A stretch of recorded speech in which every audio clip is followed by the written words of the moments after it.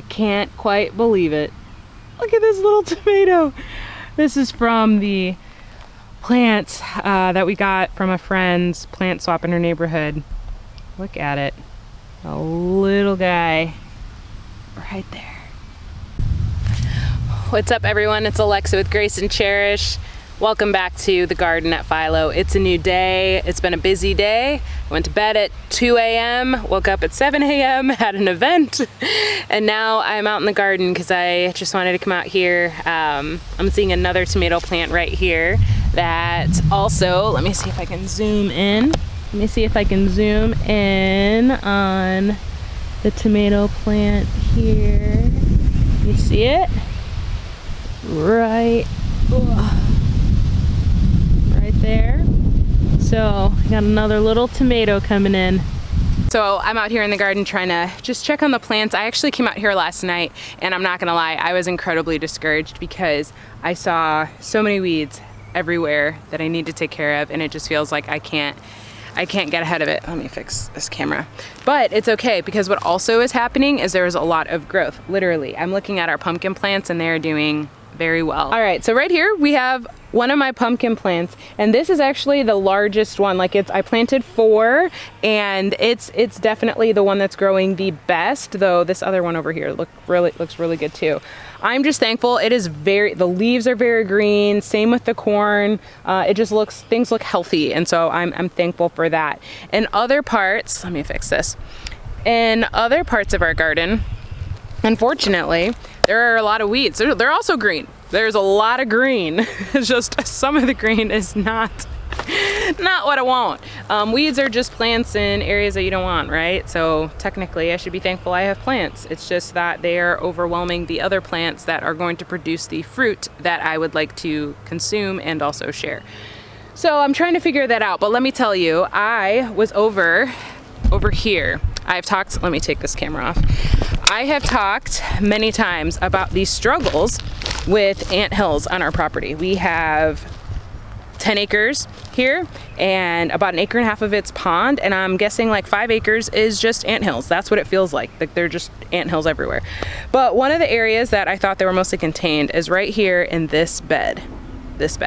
So we ended up putting 2 of our blueberry bushes in here, but I was getting so discouraged by this right here. So right here, I was like, wow, this thing is growing so much. Why is it here? And like, what's happening? And then it hit me as I came over, and last night I was trying to get some things done, and I was taking out some of the weeds, only to realize that they were sunflower plants. And I was like, you're right. Last year, I planted sunflowers in this bed, and remember, I am new to all of this, and one thing I didn't remember, the sunflowers grew, I was so excited, and then they died, and after a while, I eventually, took them out of this bed, the dead sunflowers. But what I didn't think about was how sunflowers reseed, like how the seeds could fall, and then new life could grow from them. And so that's exactly what happened here. We actually planted our blueberry bushes in here, so having sunflowers in here wouldn't necessarily be the best, because this specific variety actually grows quite tall. But I share all this because I found myself being so discouraged, only to realize that actually while the sunflowers aren't necessarily going to stay here, I was like, isn't that such a beautiful picture of life? And I was like, Lord Jesus, I think you are talking to me right now, because I was so discouraged, thinking that it was just weeds that were gonna ruin and like steal nutrients from this blueberry bush, and like I was just like, I don't know what to do.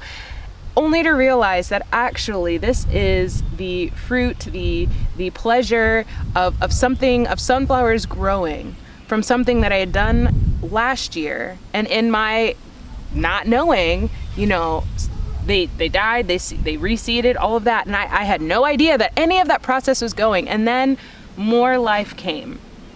And I guess I just was really encouraged. I ended up leaving the garden last night. We had to actually go to my son's baseball game, and I was just like, I still have a ton of weeds that I have to, take care of and manage, and it is a lot of work, and that does feel like a daunting task.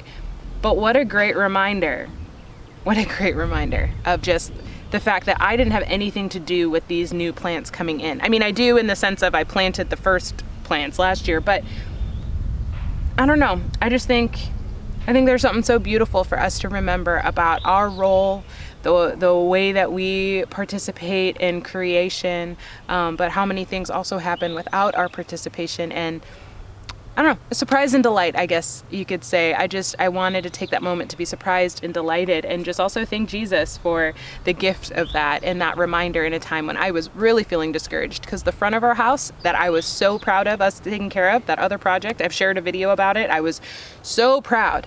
Those weeds that I thought I had conquered are coming back with a vengeance. An ugly, very deeply rooted, hard to pull out vengeance.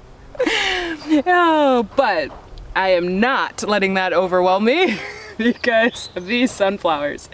So anyway, that was something to be fun in the garden, but let's go look at some of the other things going on. All right, my friends, this is the section of the YouTube video in which we're gonna call it Lessons from the Garden. 2 areas where I definitely wish I had done things different. Number 1, I wish that I had paid more attention to the Royal Burgundy variety of bean.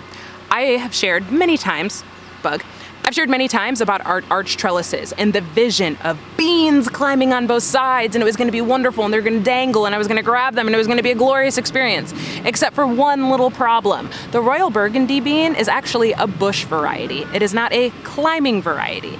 So as I was observing in the garden today, I said, the Kentucky yellow and the Blue Lake pole bean are both climbing up.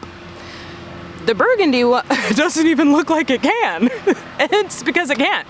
So, lessons learned. The great thing is, it's growing. The plant looks good. I think it's gonna produce just fine, and we're gonna have the ultimate end result, which is food from it. And I praise the Lord for that.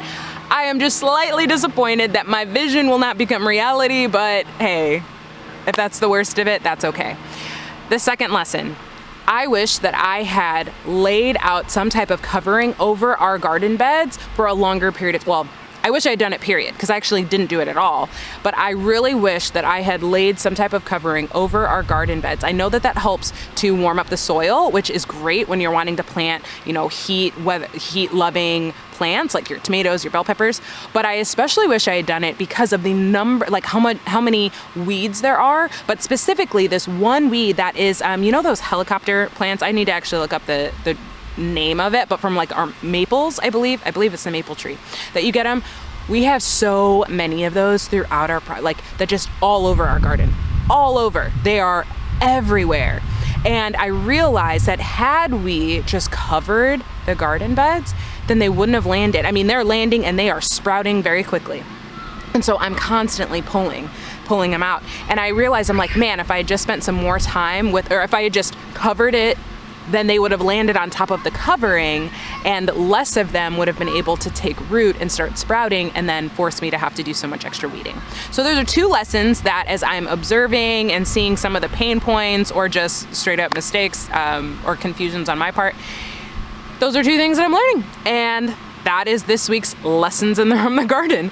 I'm thankful for it. I mean, this is a part of the trial and error, but yeah, I see, because of these flower beds behind me, I am very enthusiastic about the flowers and everything that's growing, but I don't know, because I'm so new, and this is really my first time growing flowers like this, besides the few that I did last year, like sunflowers. I have a really hard time knowing whether something that's growing is a weed or it's the actual plant that I'm wanting. I guess weeds are plants, just plants that you might not want. So I have a lot of plants that I don't necessarily want in my flower beds because I don't want them taking nutrients and space from the other flowers that I do want to be growing there. But I have a hard time knowing, which is which, and so I kind of just have to let them grow until I can figure it out. So it's all learning. It's the stuff that I want to rush past, but if there's anything that gardening teaches us, it's that the patience, the bearing with, taking the time, slowly going through things, that's what gardening allows us to practice. And when we practice that, we are formed into even more patient people, I think. So I'm gonna try to take this as a good opportunity to be humble and to be patient, but man, anyway, that is what I have for today. We actually, our neighbor, you can probably hear the generator. Our neighbor is having a party because one of the daughters has graduated from college, and we are gonna go over and celebrate. So that is what I've got for you today. I didn't share much about the event that we hosted earlier. That is a part of our 12 events in 12 months challenge that we have for Philo, our property here. But I will say, I'll talk about it at a later time, but I will say that it was a wonderful gift to be able to invite people in. Specifically for this weekend, it was women and mothers that were able to come and just have a moment to reflect, to connect with other people. The goal was for us to have a time to connect with ourselves in whatever that was needed. And today it seemed like it was needed through community. There was a lot of beautiful conversation, and I learned a lot about different people and their unique stories. And I am so thankful for that time. I will share more because I did try to be very intentional with the connection questions that were offered or that I had for people, and even just the time and the way that I tried to go about the day and like structuring it. There really wasn't an agenda or anything. People could come and go as they pleased, but I wanted to, at least with food, just making sure it was always there. Anyway, there's more details to that. There was a person who had commented and asked, they're like, I hope that we do get to hear about it or see it when you do this event. So I wanted to touch on it, but I'll try to share some more details later. I really don't have many pictures or anything, but I will say it was a good time, and it just reminds me again how important it is for us to be connecting with one another. It's amazing what happens when we are truly present to each other. So I hope that as you go, it is Mother's Day weekend. I don't know what that looks like for you, but whether it's Mother's Day weekend or you see this sometime 5 years from now, I pray that today you are able to connect with someone, that you are able to truly get a sense of just your own importance and theirs, and that you can share that together. And we as humans, we need each other. We need each other, and God created us to be with one another. So I pray that you go. Remember that you are not more important than anyone else, but you're also not less important than anyone else. So be confident in that. Live your life out of that place of knowing that you are deeply loved. Bless you. Until next time, I'm Alexa, and I can't wait to garden with you again.